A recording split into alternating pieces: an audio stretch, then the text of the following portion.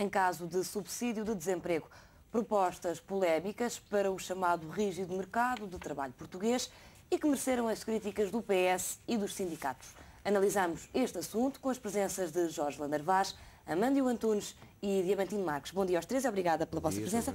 Ontem o analista dizia que estas medidas a serem implementadas devia acontecer numa altura de crescimento económico e não numa altura como esta. Pergunto-lhe também, relativamente a este ponto da redução de pensões em caso de desemprego, se isto incentiva ao mercado de trabalho ou se, por exemplo, devia fazer-se a reduzir-se progressivamente o valor do subsídio mês após mês, reduzir-se no primeiro tempo e depois, no fim, manter-se, como também é defendido, o que seria mais plausível para as pessoas no subsídio de desemprego a esta altura?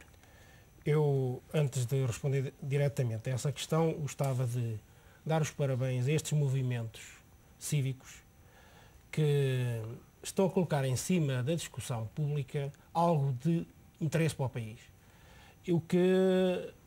Coisa que os partidos não têm feito. Portanto, a sociedade civil está de parabéns porque tem tido iniciativas que colocam questões, concordemos ou não concordemos com estas medidas, independentemente disso, acho que a discussão é positiva. E o país tem falado muito pouco sobre questões concretas e importantes para a vida do país e das pessoas. E tem-se centrado muito no discurso político sem sumo, sem conteúdo. Relativamente às medidas anunciadas e que estão relacionadas com o mercado de trabalho, eu acho que esta medida que foi anunciada de cortar na reforma parte do subsídio que foi recebido no desemprego, que não é uma medida justa. Há outras medidas que eu penso que serão mais eficazes na perspectiva de, por um lado, dar proteção social às pessoas, porque as pessoas, se caíram no desemprego é porque já estiveram empregadas, e quando estiveram empregadas descontaram. E uma da parte do desconto é diretamente relacionada com a situação de desemprego. Portanto, se as pessoas já lá colocaram parte do seu rendimento para uma situação eventual desse tipo, porque é que agora lhe vamos tirar esse direito? Acho que não é justo. Há outras formas que eu penso que poderão ser mais eficazes. Por exemplo, quando a pessoa retomar o seu trabalho, ser obrigada a repor uma pequena percentagem do desemprego que recebeu, quando esteve fora do mercado de trabalho. Portanto, ou seja, não honorar a reforma, mas honorar durante a vida ativa. Então, ou seja, mas se a pessoa aceitar um emprego cujo salário seja inferior ao que recebe do subsídio? Como é que se joga aí? Aí terá que se mexer também nas questões do subsídio. O subsídio não pode ser um incentivo ao desemprego, não é? O subsídio deve ser um apoio social, não deve ser visto como um incentivo ao desemprego. Portanto, a pessoa não pode sentir-se confortável numa situação de desemprego. Acha que hoje em dia, como estão as coisas, que é um incentivo ao desemprego? Em algumas situações, sim. Principalmente quando estamos a falar de salários mais baixos. Portanto, se nós estivermos a falar de salários à volta do salário mínimo, as pessoas fizerem 2 contas ou 3, chegam à conclusão facilmente de que, estando no desemprego, têm uma remuneração líquida superior à remuneração que obtêm se estiverem a trabalhar. Portanto, eu aí acho que deveria mexer-se. Porque eu, na minha empresa, por exemplo, já tive uma situação, uma vez, do recrutamento de uma pessoa para a recepção, uma pessoa com pouca qualificação, em que no final da entrevista disse que primeiro queria o emprego, mas que preferia primeiro acabar o subsídio de desemprego. Portanto, só daí a 4 meses é que estava disponível. Portanto, essas situações têm que ser combatidas. E pessoas que tenham este tipo de atitude devem ficar com uma posição dentro da Segurança Social, portanto, cadastrada. Portanto, não podemos aceitar que uma pessoa a quem é oferecido um posto de trabalho e com o qual ela concorda, não é? Proponha à entidade patronal que adie o ingresso porque está a receber um subsídio. Portanto, isto é contraproducente. Portanto, eu penso que se nós honorarmos a remuneração que a pessoa vai obter depois de empregada e não criarmos uma incerteza face à reforma, porque a reforma é recebida numa idade em que as pessoas precisam e têm necessidades acrescidas saúde, de necessidades sociais, etc. Portanto, nós estarmos a colocar essa incerteza para o fim da vida das pessoas, acho muito mal.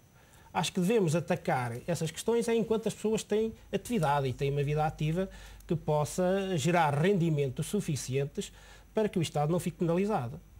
O resto da Europa. Estas medidas divulgadas pelo grupo Mais Sociedade, um grupo ligado ao PSD, são medidas impopulares e que vêm mais uma vez prejudicar o PSD, cujas sondagens já não dão bons resultados. Muito contrários quando Passos Coelho chegou ao poder, que tinha maioria absoluta, e agora? Não dão bons resultados para o PSD. Não dão bons resultados para o PSD, sim. Mas eu acho que as medidas devem ser discutidas e depois devem ser implementadas aquelas que se achar que são oportunas e que são eficazes, independentemente do score político. Portanto, e por isso é que eu me congratulo com estas iniciativas. Portanto, porque eu acho que o pior que pode acontecer é os problemas não serem discutidos, não serem encontradas alternativas, porque aqui nós temos que romper com alguma coisa. Quando nós estamos na situação em que estamos, temos que romper com alguma coisa. E eu acho que, relativamente à questão que colocou há bocadinho da sustentabilidade da segurança social, acrescentava aquilo que disse aqui o colega Diamantino Marques, uma questão muito importante. Nós temos que relacionar sempre o apoio social com a competitividade. Porque nós não podemos dar apoio social se não houver dinheiro para o fazer. Portanto, e para que isso aconteça, para que haja uma relação direta entre a competitividade e o apoio social, devemos criar um mecanismo que faça essa ligação, coisa que não existe. Nós, neste momento, temos a taxa da segurança social que se paga independentemente da empresa ter lucro ou não ter lucro, de vender ou não vender. Ou seja, tiramos competitividade às empresas para que se mantenha o Estado Social.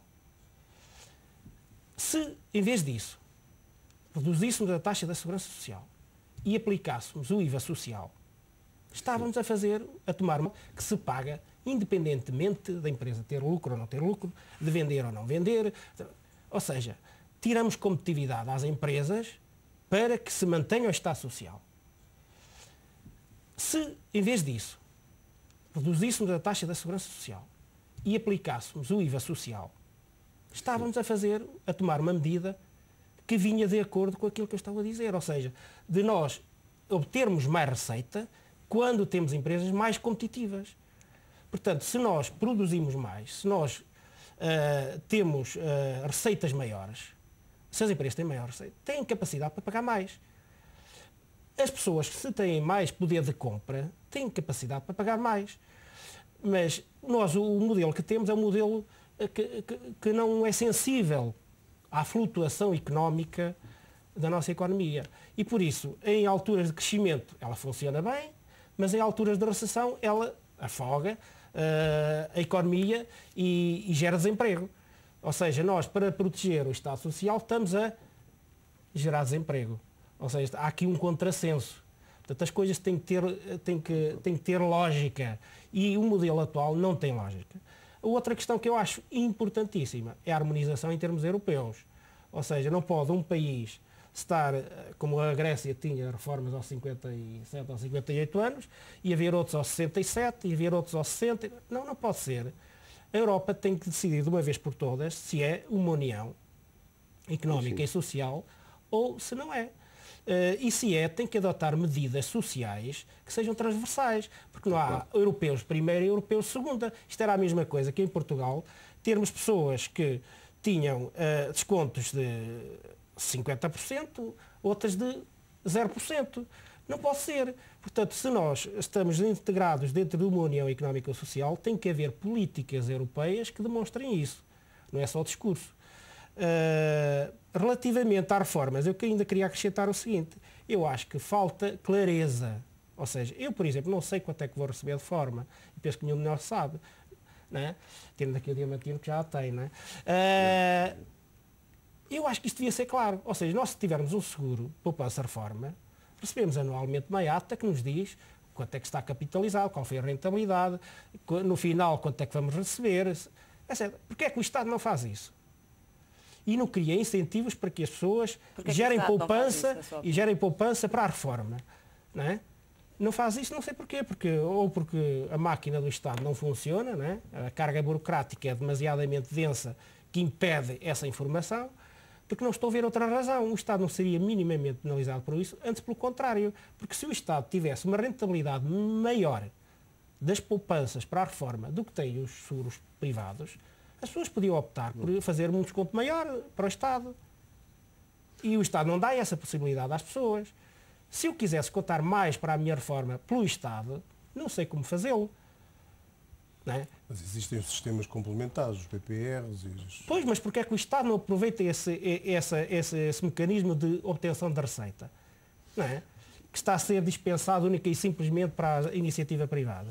Se o Estado me fizer uma capitalização melhor, que eu acho mais segura e mais rentável do que um seguro particular, porque é que eu não vou ter a hipótese de optar? Meus senhores, muito obrigada. O tempo já se esgotou. Obrigada aos três pela vossa presença e até para a semana. Até para a semana. Muito obrigado. Falámos então das propostas do grupo Mais Sociedade no que toca